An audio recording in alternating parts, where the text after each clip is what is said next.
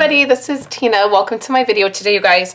I'm gonna attempt to do a floating card or a floating frame card. I don't really know like the exact terminology for it. It's kind of this newer technique that's been floating around, and I wanted to try it. I've seen it and I wanted to try it, but you guys know I really struggle with techniques that take a longer time, or like really things that feel really tedious.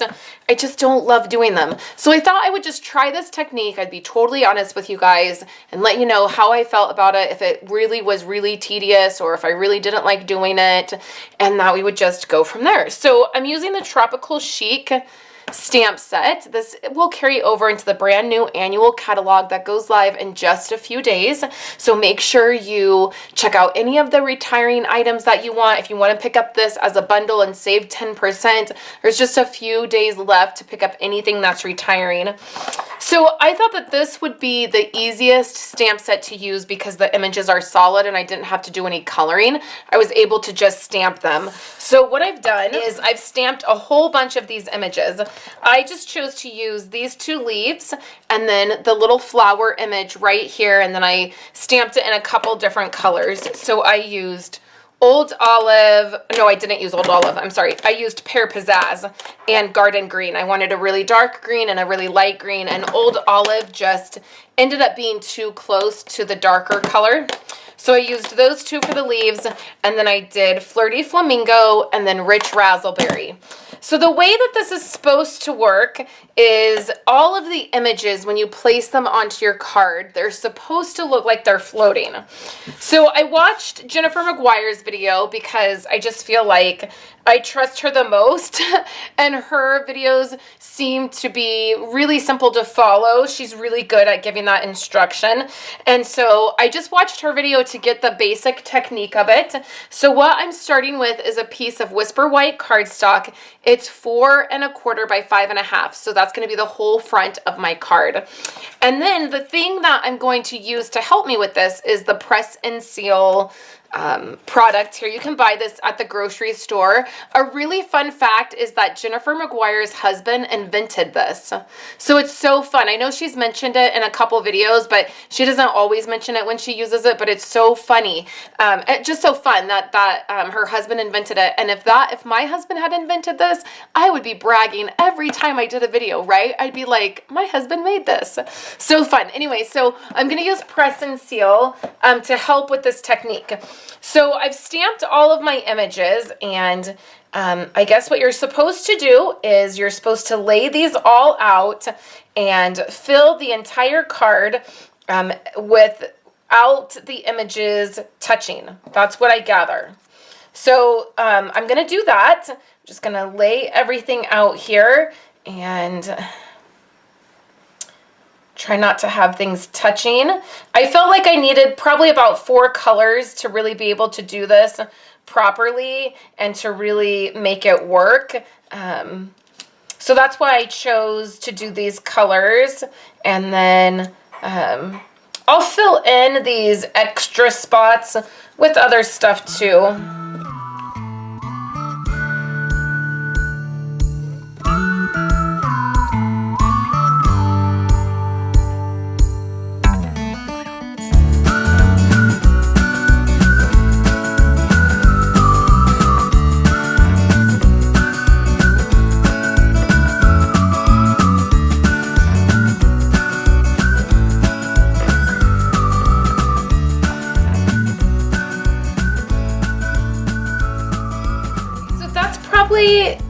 A little more tedious than I care when I'm making cards. I know I'm a little bit out of frame, but I can't move anything because I don't want anything to move around. So the great thing about Press and Seal is one side is sticky and one side is not. So what you're going to do is lay the sticky side down, and you got to do it kind of carefully. You don't want to shift anything. And then you're going to press all of this down.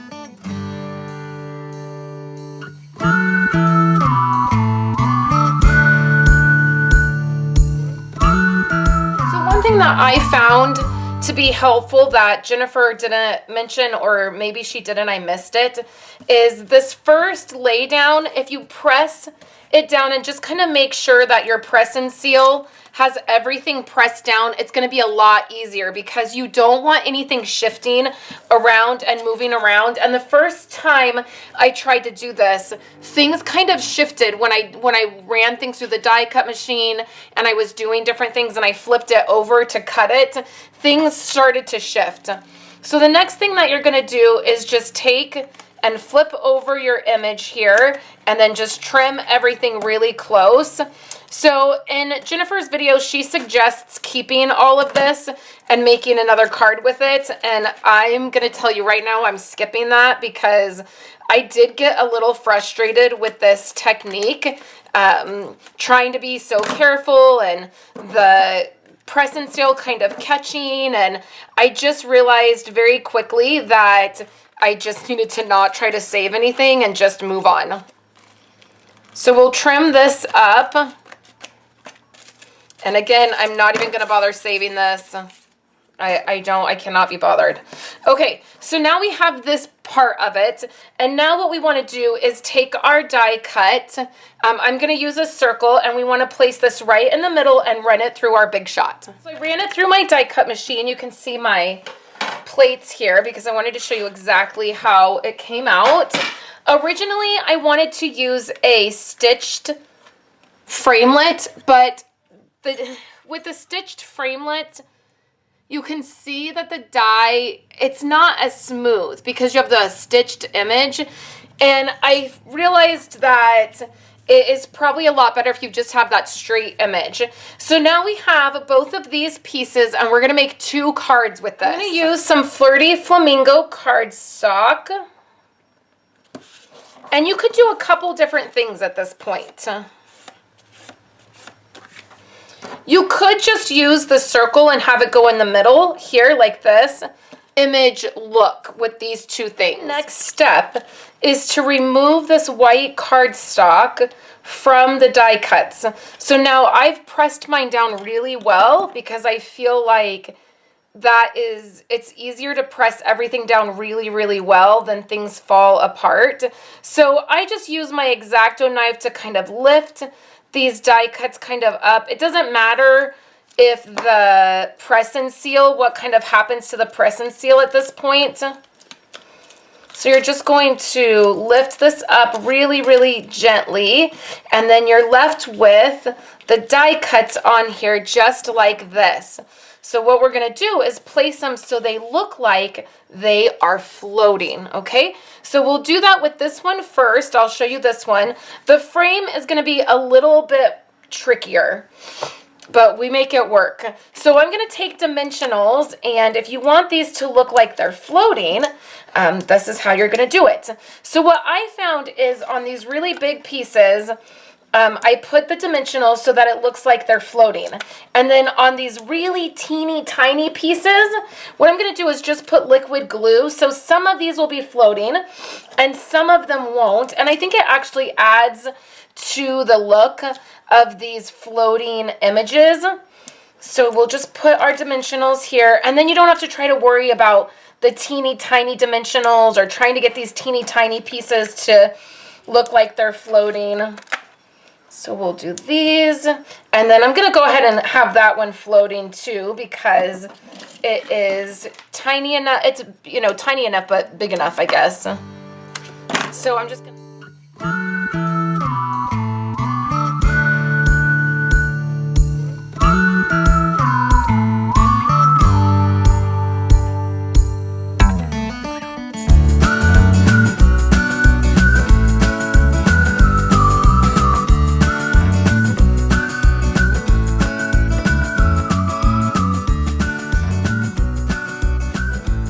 So now that we have our adhesive on here and our dimensionals, we're going to take this and flip it over.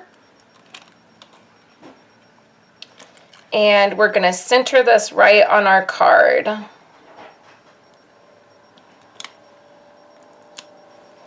Okay, so we'll press the dimensionals down first. And then I'm going to press down the 2 pieces that have the glue on it. And then we're going to very gently start to remove the press and seal. Now the press and seal, it's not terribly sticky, but one tip I do have for you is make sure that your ink is dry. Because if your ink is not dry from your stamping, it will pull up the cardstock. It will stick more to the press and seal, and you'll run into a problem. And you can see you have to be gentle. You don't just want to tear it. Because we pressed it down so well, it is really stuck to these images. So in order to make sure that they don't move and they don't pull up and you don't rip your stamped image, you're just going to be very gentle. And look at how beautiful this is. Okay, so now we'll stamp a sentiment on here, and then we'll do this one right here. You know, my card, what I realized is I feel like this is not centered. I feel like there's more space over here than there is over here. So what I'm going to do is just go ahead and trim it. I'm going to take 1/4 inch. So I'm going to take 1/8 of an inch off the top and 1/8 of an inch off the bottom. I'm going to take 1/4 inch off this side, and that's going to center this a little bit better. So the only thing is it can kind of be hard putting that down. And then I'm going to take a really, really tiny piece of dimensional. And you can see that's super tiny. Let me grab my X-Acto knife here. So this is where these kinds of techniques, they start to bother me. So I want a tiny piece of dimensional right here. Okay, I feel like that'll be better. Okay, so now what I want to do is just go ahead and attach this to another card base. So I think that looks good with the white. So let's go ahead and attach that and add our sentiment. Stamparatus to do the sentiment because everything is popped up. I popped up the Flirty Flamingo layer with some fun foam. And everything's already attached, which isn't always the best. I should have thought about where I wanted my sentiment to go before, but I didn't.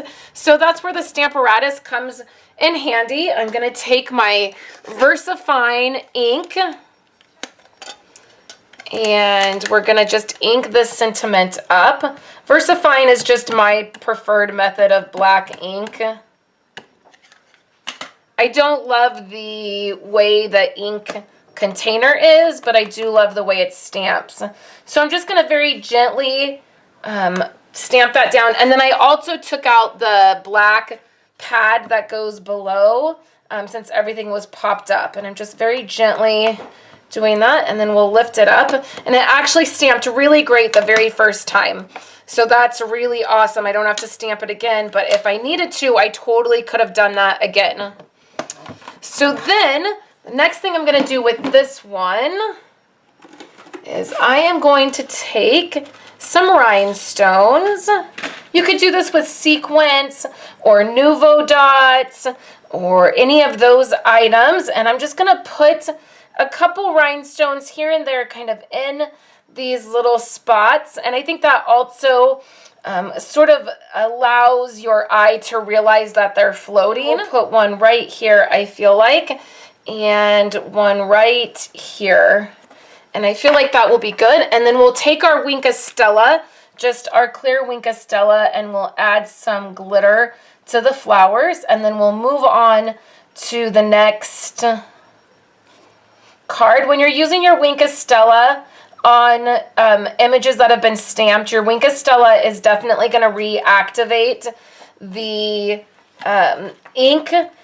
So make sure, like, I should have done all the pink together before I moved on to the purple, but that's okay. And then in the white area of the image, you can see the ink kind of spread. But I feel like that's okay. There's no right or wrong way there. Okay, so there's that one. So now let's move on to this one, which I feel like is the harder one of the two. So we'll definitely need our Whisper White cardstock. And this is going to be the card front here. And we'll do the same thing where we're going to work off the press and seal so that we can start adding our frame right here.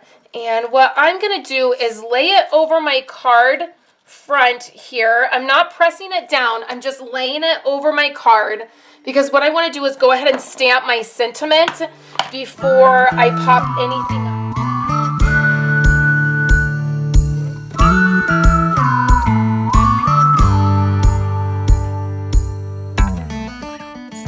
Hopefully centered and straight is what I'm going for. It's not horrible, you guys, not horrible at all. Okay, so we'll do the same thing. For some of these really small pieces, I'm just gonna add liquid glue. For the larger pieces, I'm gonna add dimensionals, okay? So I'll go ahead and just fast forward through this part because I feel like you guys got to see it with the circle.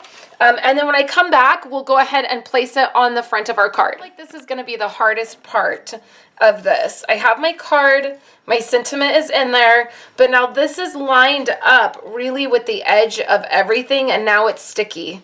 So I don't really know the best way to do this other than just dive in and do it. So let's just try. You guys, I cannot believe it, but I might have done it.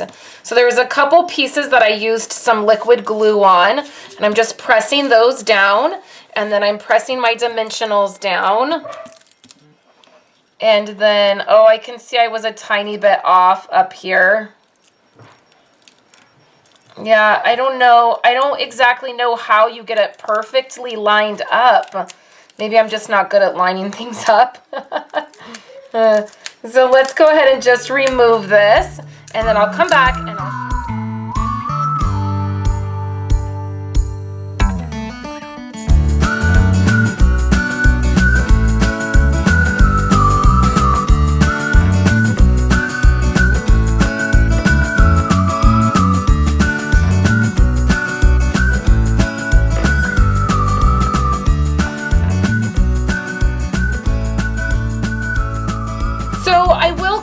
add a few rhinestones to this.